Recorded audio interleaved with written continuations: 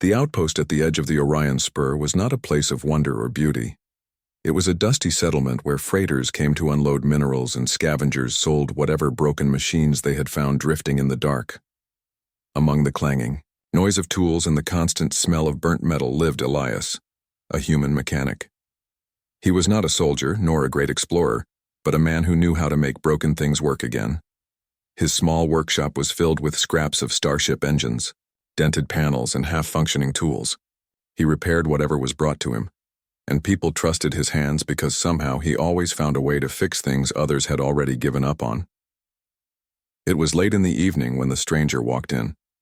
The workshop doors slid open with a creak, and Elias looked up from the plasma torch in his hand.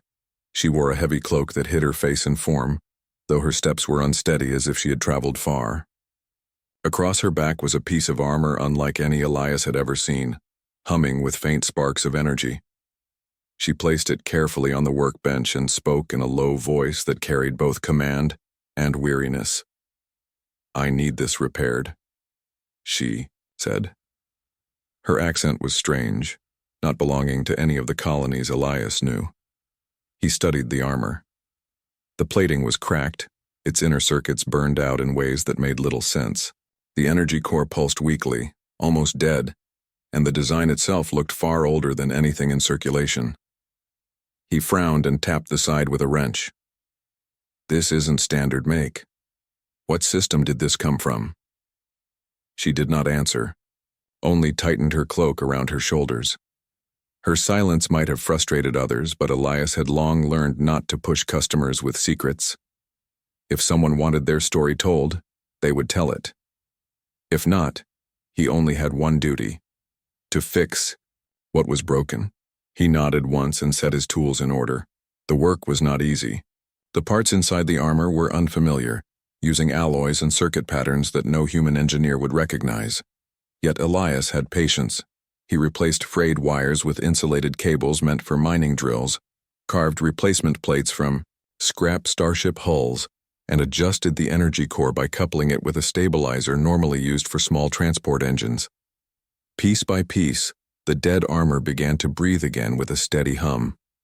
He was sweating by the time he stepped back, wiping his hands on a cloth. "It's not perfect," he said, "but it will hold. I don't know what this thing was built for, but it'll run." The woman moved closer, her cloak rustling softly. Her gloved hand touched the repaired plates, and the faint glow across the armor brightened. For the first time, Elias saw a small change in her posture. She stood straighter, as though a weight had been lifted from her shoulders. She looked at him from under the shadow of her hood, and though he could not see her eyes, he felt the intensity of her gaze. "You managed what no one else could," she murmured, almost to herself. Elias shrugged. "I just put things back together. That's what I do." She seemed about to say more, but instead she reached into her cloak and placed a small crystal on his workbench. It shone faintly like a captured star. "Payment," she said. "Keep it." Then she lifted the armor with surprising ease and strapped it back across her body. The hum deepened, as though awakening after a long sleep. When she left the workshop, Elias sat for a long moment staring at the crystal. It was unlike any currency he had seen, far too valuable to be handed over for a single repair. He shook his head, wondering who she really was. Strangers came and went often at the edge of the galaxy, but something about her lingered in his thoughts. The way she carried herself, the way the armor seemed almost alive when she touched it, it was not ordinary. Outside, the night deepened over the outpost. Elias closed his workshop and stored the crystal away, telling himself it was just another job, just another customer. But in his heart, he knew it was not true. Something had begun that night. Something far larger than a mechanic in a forgotten corner of space could imagine. He had repaired a piece of armor, yes, but he had also set in motion a story that would reach far beyond the dusty outpost and into the heart of the galaxy itself. The next day on the outpost began like many others. Ships came and went, carrying traders, miners, and wanderers. Elias worked at his bench, cleaning tools and adjusting a broken flight stabilizer. He tried to keep his thoughts on his tasks, but his mind kept drifting back to the mysterious woman. The way she had walked into his workshop, the strange armor, and the crystal she had left behind, none of it made sense. He told himself he should forget about it, yet he could not. The outpost was a place where secrets often passed through, but something about her felt heavier, as if her presence had carried the weight of hidden history. He pushed the thought aside, when the door to his workshop opened once more. It was her again. The same cloak covered her figure, though now the repaired armor was strapped firmly across her back. She did not speak at first, only stood near the door as if listening for unseen danger. Elias wiped his hands and raised an eyebrow. "Back, so soon?" he asked. She gave the faintest nod. "Your repair held. Better than I expected." Elias chuckled softly. "Good to know. Was worried it might give out if you leaned on it too hard." There was a moment of silence, and then she stepped closer. "I will stay here for a while. I have reasons." Elias frowned. Strangers sometimes lingered on the outpost, but they never gave reasons, and they never carried armor like hers. He wanted to ask more, but her guarded posture warned him not to. Instead, he gave a simple shrug. "Suit yourself. Just don't bring trouble to my shop." Her lips curved faintly at that, almost a smile, though it vanished as quickly as it came. She settled in the corner, silent, her presence quiet but sharp, like a blade hidden in shadow. By evening, the outpost grew, louder. A gang of pirates had landed, their ship painted with crude symbols, their laughter echoing across the settlement. The locals lowered their heads and avoided eye contact, for the pirates were known to bully and steal without care. Elias heard the noise as he locked up his workshop.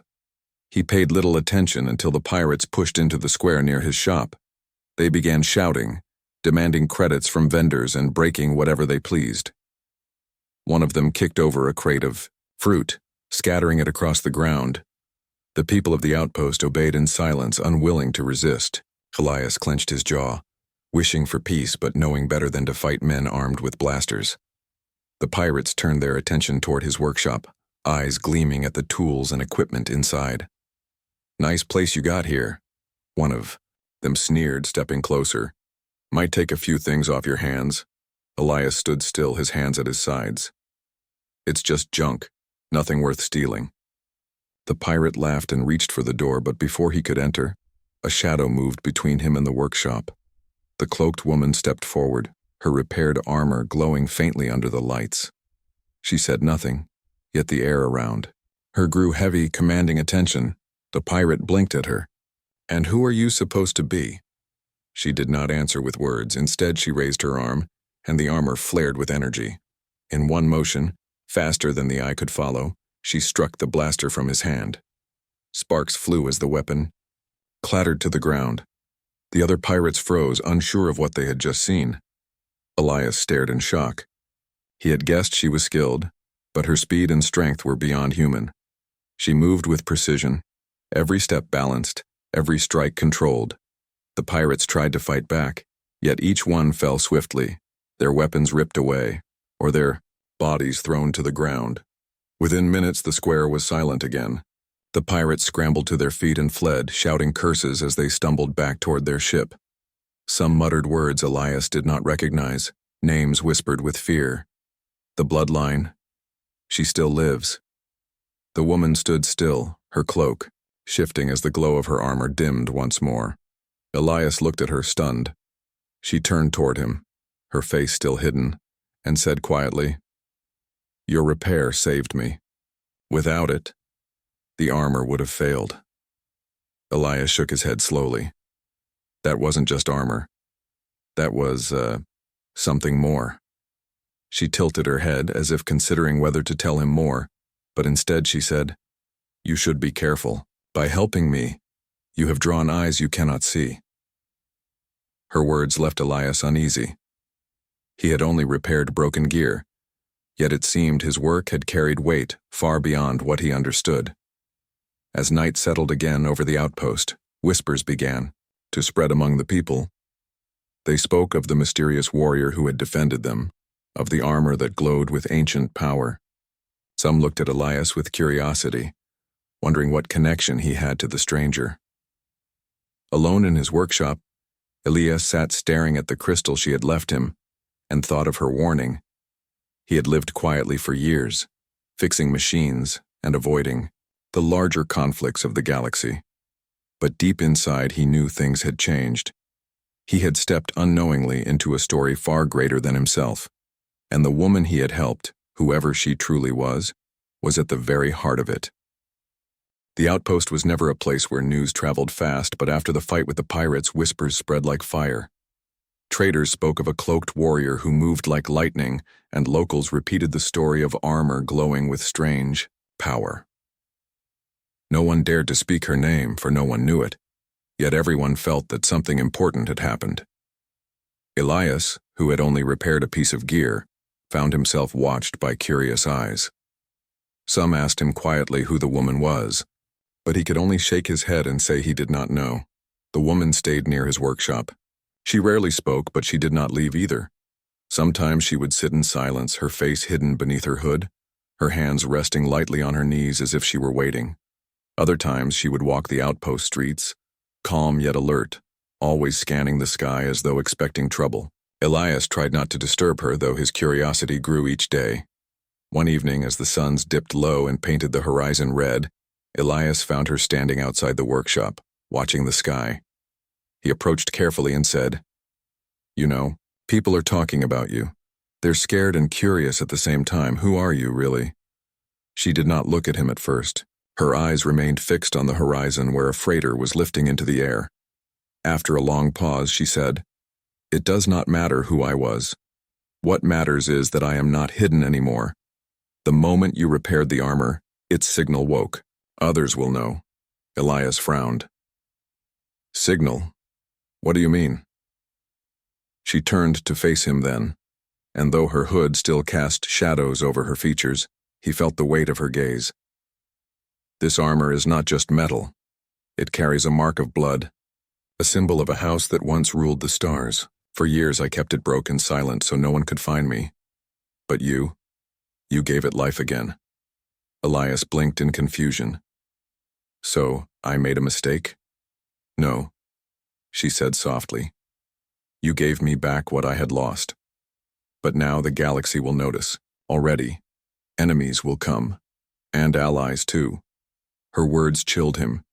He had thought himself a simple mechanic, far from the great struggles of empires and dynasties. Yet the way she spoke made him feel as if he had lit a beacon in the dark, one that could not be put out. Later that night, more traders arrived at the outpost, and Elias heard new rumors. They spoke of fleets moving in distant sectors, of strange signals detected across the stars.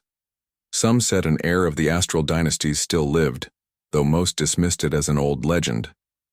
The astral dynasties were names from history books, rulers who had once controlled 1,000 systems before vanishing in bloody wars. Few believed any of their bloodline survived, yet those who had seen the fight in the square now wondered if the legend had returned. Elias listened in silence, unease knotting in his chest. He did not believe in old tales, but he could not forget the speed of her movements, the way the pirates had fled in terror. The next day, a stranger arrived at the workshop. He was tall and dressed in fine robes, his eyes sharp and calculating. He carried no weapon, yet his presence drew attention. He introduced himself with a polite bow. "I am Envoy Koresh, traveler of the inner systems. May I ask if a woman in a cloak has passed through here?" Elias hesitated, knowing full well the woman was sitting just inside the workshop. "A lot of cloaked people come through here," he said carefully. The envoy smiled faintly, as if he expected the answer. "This one is special. There are many who would like to know where she walks. Some would pay greatly for such knowledge." His gaze hardened, and his voice lowered. "And some would kill for it." Before Elias could respond, the woman stepped out from the shadows. She faced the envoy directly, her hood still hiding her features, but her voice was clear. "Tell your masters I am not hiding anymore. If they want me, they will find me standing." The envoy stiffened, then bowed again. "So it is true. The blood still flows. The galaxy will not remain quiet. Not now. Without another word, he turned and left, his robes trailing behind him. Elias stared after him, then looked at the woman. What did he mean? Who are these masters he talked about? She was silent for a moment, then whispered, "They are the hunters. For years they searched for the last of my line to end it forever. They believed me dead. Now they will know otherwise." Elias felt a shiver crawl up his spine. The pirates had been dangerous enough, but this was something far greater. He rubbed the back of his neck and muttered, "I just fixed some armor. I didn't sign up for this." Her head turned slightly, and though he could not see her face, he felt her eyes on him. "You gave me back my strength when I was nothing. That act ties you to this path, whether you wished it or not." He wanted to protest, to say he was only a mechanic, that he had no place in dynasties or wars. But deep down, he knew she was right. The galaxy had shifted the moment he touched her armor, and no matter how much he longed for the quiet life of broken machines and simple repairs, that life was already gone. That night, Elias could not sleep. He lay awake in his small quarters, listening to the faint hum of ships coming and going. In his mind, he replayed the envoy's words, the whispers of dynasties, and the woman's calm certainty. Somewhere in the vast darkness above, fleets were moving, drawn by a signal he had unknowingly reignited. The galaxy was beginning to stir, and soon it would come knocking at their door. The outpost lay quiet under the pale glow of distant suns, but Elias felt no peace. Days passed after the envoy's visit, yet tension grew heavier in the air. More strangers began to arrive, mercenaries, merchants, travelers who looked twice at every shadow. Elias could see the change in their eyes. They were not here for trade. They were here for her. The woman, still cloaked, remained calm. She trained outside the workshop at dawn, moving in patterns that looked almost like a dance. The repaired armor shimmered faintly as she struck the air with speed and precision, blades of light flashing in her hands. Elias often watched her, trying to understand who she truly was. She carried herself with a grace he had never seen before, but there was always a weight behind her movements, as if every strike came from years of loss and exile. One morning, as Elias tightened bolts on a transport engine, she spoke quietly from behind him. "They will come soon. You should be ready." He turned, frowning. "Ready for what? I'm a mechanic, not a fighter." Her hood tilted slightly, her voice calm.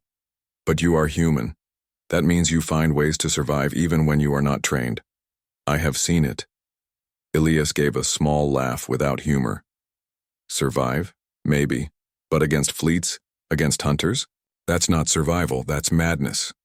She did not argue. Instead, she looked to the horizon where thin clouds stretched across the pale sky. "When the fleets arrive, you will understand." Later that day, the sky burned with fire. Dozens of ships pierced the atmosphere, their black hulls marked with the insignia of a powerful syndicate.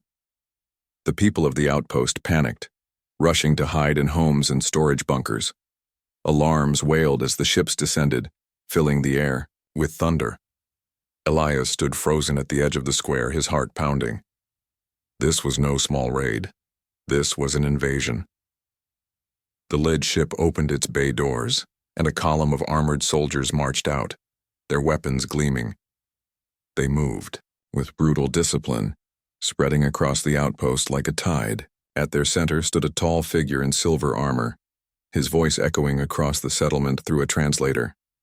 "By order of the syndicate, surrender the heir of the astral dynasties. If you resist, this outpost will be destroyed." Elias felt his throat tighten. Around him, people trembled, whispering of the legend come alive. No one dared to speak. No one dared to move. The soldiers leveled their weapons, and the silence stretched heavy and unbearable. Then, the woman stepped forward. Her cloak shifted, revealing the faint glow of her armor. The soldiers froze, recognizing what she wore. Gasps rippled through the crowd as she removed her hood for the first time. Her face was young yet strong, her eyes burning with quiet fire. For the first time, Elias saw her fully revealed, and he understood why people whispered of royalty. "Theses." Commander in silver armor raised his blade. "So it is true, the blood still lives." His voice carried both awe and hatred. "Then you will die here, last of your line." She did not flinch. Instead, her armor blazed brighter, and she raised, her voice so all could hear. "I will not run, I will not hide. If you want me, then face me." The square erupted in chaos. Soldiers rushed forward, weapons firing bolts of energy. The woman moved like a storm, deflecting blasts with her glowing blades, striking down attackers with swift, decisive blows. The crowd scattered in panic, but Elias stood frozen, caught between fear and wonder. She was not merely fighting. She was holding back an entire army by herself. But she could not hold forever. More soldiers poured from the ships, surrounding her from every side. Elias's instincts screamed at him to run, yet another part of him, some stubborn human part, told him he could not leave her alone. He raced back into his workshop, heart hammering, and grabbed whatever he could find. Mining stabilizers, engine coils, pressure charges, scraps of machinery, yes. But he had always known how to make broken things work again. In minutes, he had set traps across the square. Stabilizers overloaded and exploded in bursts of light, blinding soldiers. Coils sent arcs of electricity crawling across the ground, forcing the invaders back. Pressure charges detonated near their ranks, breaking their lines. Elias shouted to the locals hiding in their homes, "Now! Block the alleys! Push them back!" To his surprise, they listened. Armed with tools, pipes, and raw courage, the outpost folk joined in, striking from shadows and rooftops.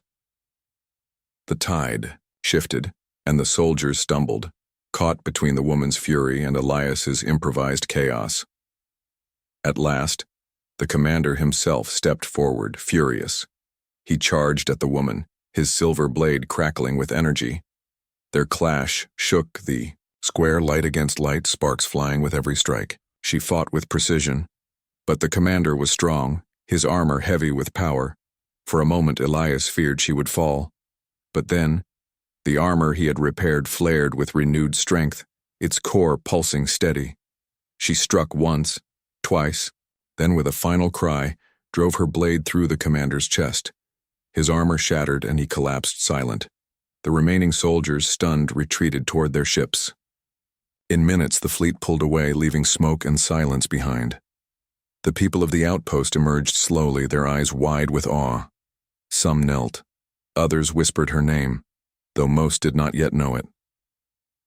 Elias stood at her side, breathing hard, covered in sweat and soot from his makeshift traps. She looked at him with steady eyes and said, "You stood when others would have run. That is why we won." Elias shook his head, his voice hoarse. "I'm not a fighter. I just did what I could." Her lips curved in the faintest smile.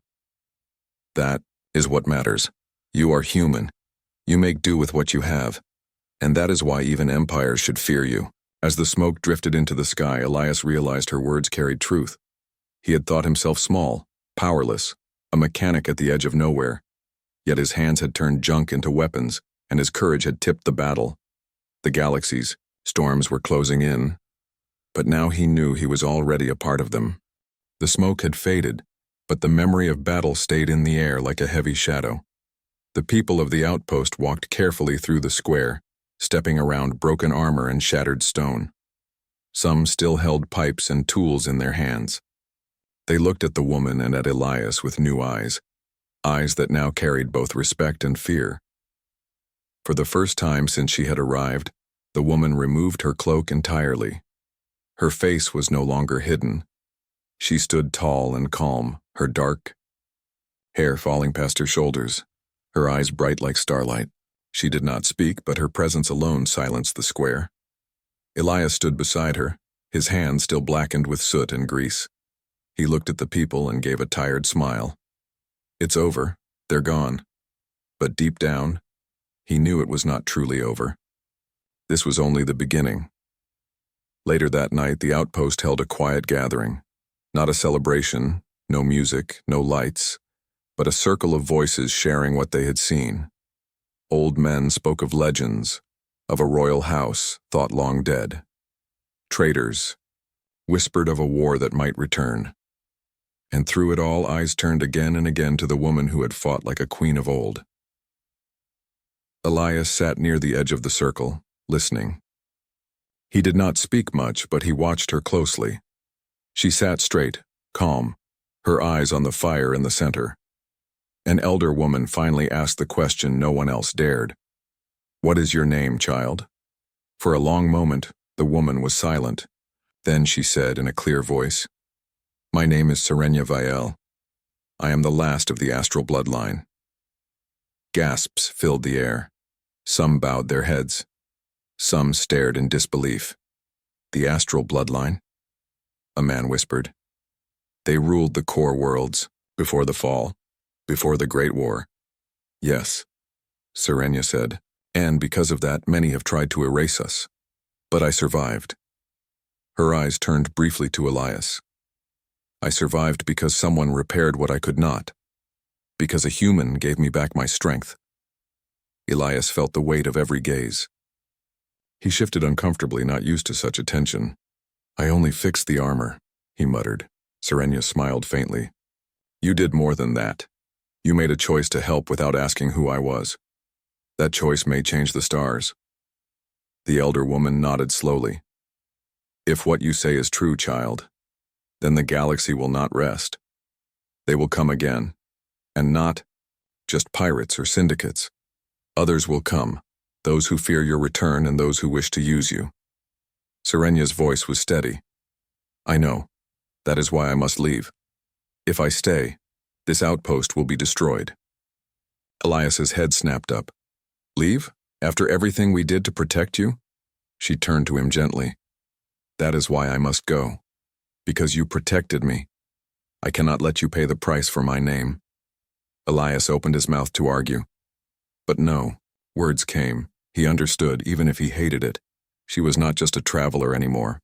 She was a storm in the shape of a woman, and the galaxy would not stop hunting her. The next morning, Serenia prepared to leave. She stood outside the workshop, fastening her armor, checking the power core Elias had repaired. He came to her side, holding a small device in his hand. "It's a beacon," he said. "Short range. Only works within one system. If you need help, send the signal. I'll hear it." She looked at the device and took it carefully. "Thank you. But you should not follow me. It will be dangerous." He gave a dry laugh. "Everything's already dangerous. Might as well be useful." She studied him for a long moment, then nodded. "If the day comes, I will call." She turned and walked toward a small transport ship waiting at the edge of the outpost. People gathered to watch her leave. Some bowed, some placed hands over their hearts. She did not wave or smile, but she gave a deep nod before stepping into the ship. The engines roared, and within moments, she was gone, vanishing into the sky, leaving only silence behind. Elias stood there long after the ship disappeared. His heart felt heavy. He did not know where she would go or what dangers waited ahead. But he knew this was not the end. It was only a pause. The galaxy had seen her now, and it would remember. In the days that followed, life at the outpost returned, slowly. People repaired buildings, cleaned the square, and whispered about the battle. They looked at Elias differently now. Some came to thank him. Others asked if Serenia would return. He always gave the same answer. "I don't know, but if she does, we'll be ready." At night, he sat in his workshop and stared at the small crystal she had first left him. It glowed softly in the dark. He did not understand its full meaning, but he knew it was more than payment. It was a promise. Some nights he dreamed of stars falling and empires kneeling. In his dreams, Serenia stood tall in shining armor, her voice echoing through the void. And beside her, he saw himself, not a king, not a soldier, but a human who had once repaired a piece of broken gear, and in doing so changed the course of the galaxy. He would wait. He would work. and when the beacon called, he would be ready. The weeks after the crystal was repaired were filled with restless energy.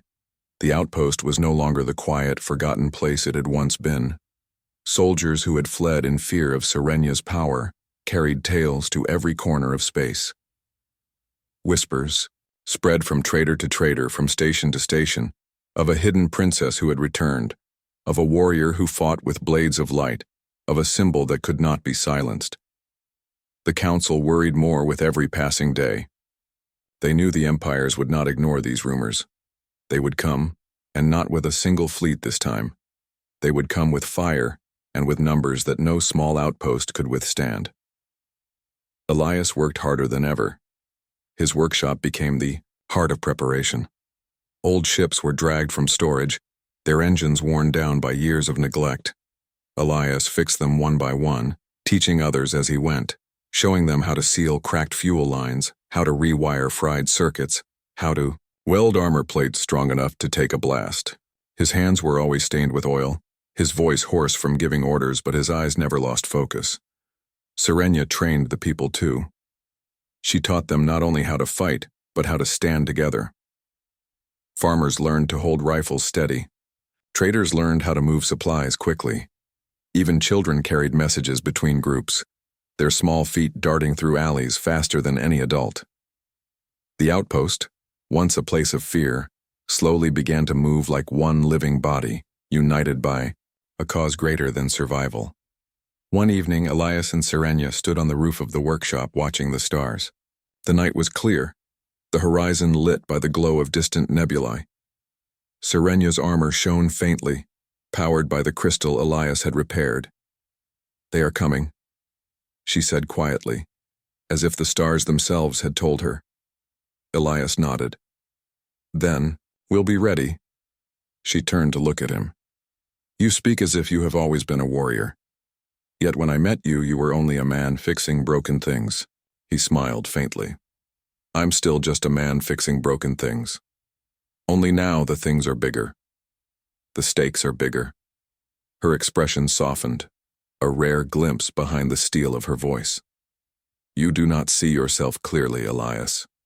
You gave me the strength to rise again. And when the galaxy kneels, it will not be because of me alone. It will be because of us." The moment passed quietly between them, unspoken, yet heavy with meaning. Days later, the first signs appeared. Long-range sensors picked up movements at the edge of the system, fleets gathering, signals hidden but not enough to escape notice. The council panicked, demanding Serenya leave before the storm arrived. But Serenya refused. "If I run," she told them, "the flames will only follow. If I stand, there is a chance to turn the tide." The outpost braced itself. Walls were reinforced with thick plating. Weapons were mounted on rooftops. Civilians were moved into shelters beneath the ground. Elias stood at the heart of it all, directing crews, checking every engine and every gun. His hands trembled at times, but not from fear, only from the weight of knowing that everything depended on holding together just long enough. On the eve of the attack, Serenya gathered the people in the square. Torches lit the faces of farmers, traders, children, and elders. The silence was thick with dread. Serenya stepped forward, her armor glowing brighter than the fire around them. "You fear what is coming," she said, her voice steady and strong. "I do not ask you to lose that fear. Fear reminds us we are alive. But I ask you to let courage stand beside it. You are not only farmers, you are not only traders. Tonight, you are the voice of this outpost, and together, that voice will not be silenced." The crowd erupted with a cheer, not loud enough to drown out the sound of their fear, but strong enough to bind them together. Later, Elias found himself back in the workshop, tightening bolts on a ship's hull. Serenya entered quietly, standing near the door. "You should rest," she said. He shook his head. "Not until everything is ready." For a moment, she said nothing. Then she placed a hand on the ship, her eyes on him. "You remind me of my father. He never stopped working for his people. Even when the empire burned, he believed in hope. And now, I see the same in you." Elias felt the words settle deep in his chest. He did not know what to say, so he only kept working. The night ended with a terrible sound, the sharp blare of alarms. Ships appeared in the skies above, dark shapes blotting out the stars. The invasion had begun. Elias rushed outside as the people took their positions. Sirenia stood at the front, her blades gleaming, the repaired crystal shining brighter than ever. For a heartbeat, Elias felt the world stop. She looked like more than a warrior. She looked like destiny itself. And when the first enemy ships descended, through the clouds the outpost did not hide. It rose to meet them. The skies shook with fire. Enemy ships poured down like a storm, their engines roaring, their weapons bright against the night. The outpost, once silent and forgotten, now stood as the front line of resistance. Cannons mounted on rooftops answered, with bursts of flame. Shields shimmered as they absorbed the first wave of strikes. The ground trembled, but the people did not scatter. Elias ran from position to position, shouting orders, making sure no weapon fell silent.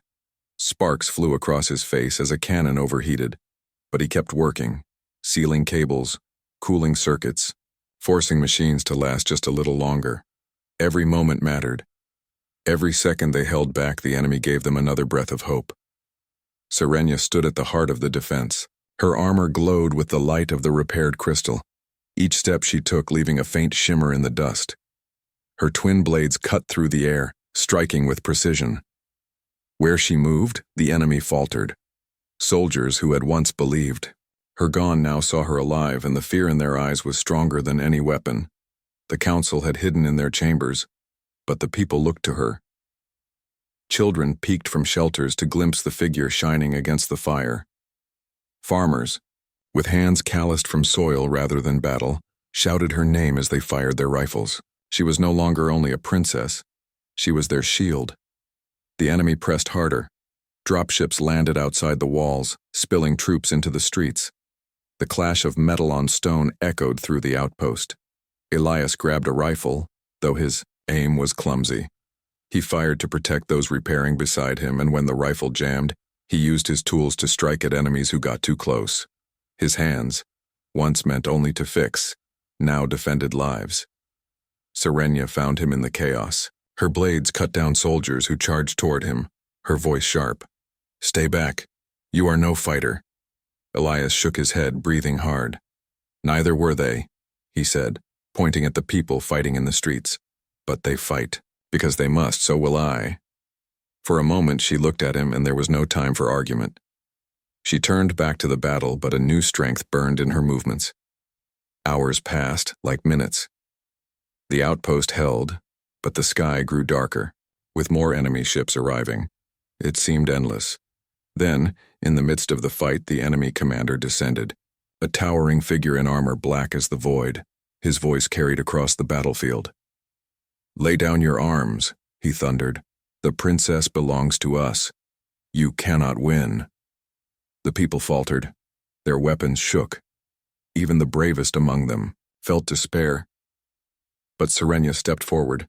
Blades crossed before her chest. Her voice rose above the noise. "I do not belong to you. I do not belong to any empire. I belong to the people who still believe in hope." The crystal on her armor flared brighter than the stars above. A wave of light spread across the outpost, pushing back the shadows. For the first time, the enemy soldiers hesitated. Some dropped their weapons. Others stared in disbelief. The commander roared and charged. His blade crashed against Sirenia's, the impact ringing like thunder. The duel shook the ground. Sparks flew with every strike. Elias watched, his heart pounding, wishing he could do more than stand at the edge. The people gathered, their eyes fixed on the fight, and when Sirenia's blade finally cut through the commander's armor, when he fell to the ground with a final cry, the silence that followed was heavier than the battle itself. Then came the sound. Cheers rising, louder and louder, until it filled the night. The enemy ships began to retreat. Their soldiers, leaderless and shaken, fled into the sky. The storm that had descended upon the outpost lifted, leaving smoke and ruin, but also victory. Sirenia stood tall in the square, her armor shining, her face calm though her body bore the marks of battle. The people knelt before her, not out of fear, but out of respect. One by one, voices spoke her name until it became a chant that echoed through the ruins. Elias stepped forward, tired, covered in dust and soot, but unable to stop smiling.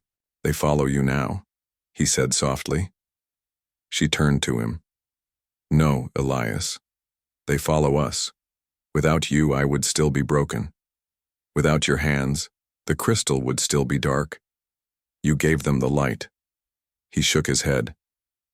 "I only repaired what was already there." She placed a hand on his shoulder. "And in doing so, you reminded the galaxy that light can return even after darkness."